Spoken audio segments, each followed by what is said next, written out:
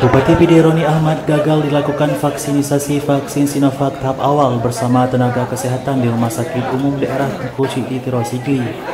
Kapolres PD AKBP Zulhir Destrian berupaya membujuk dan memberi semangat untuk Bupati PD agar ikut divaksin bersama-sama. Namun bujukan Kapolres PD tidak membuahkan hasil sehingga Bupati PD tetap menolak untuk divaksin sementara ini. Hal tersebut karena ia sedang dalam keadaan sakit dan tidak memenuhi syarat vaksinisasi. Bupati PD menjelaskan ada beberapa gejala penyakit yang dialaminya dan belum sembuh sehingga tidak berani divaksin.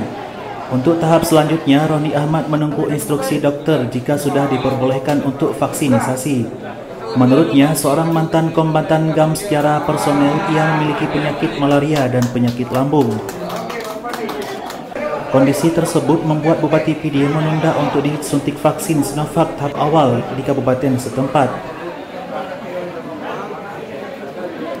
Kalau person tidak ada satu mantan kampung yang tidak kambuh malaria. Ya kan? Jadi GAM ini bermain di hutan, GAM ini bermakan makanan juga sering kelaparan. Jadi menyangkut persoalan lambung itu sudah kalau berak beol itu sudah nanah dengan darah, ya. Jadi komitmen opsi tetap. Ya, kita komitmen tetap, pasti itu, ya.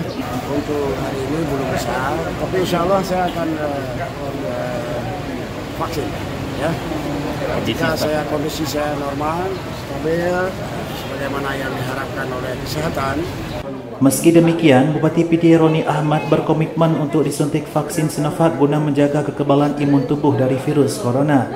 Roni Ahmad juga mengatakan vaksinisasi penting dilakukan untuk semuanya karena dampak serangan virus corona dinilai sangat berbahaya. Dari Kabupaten PD, Tim Liputan melaporkan.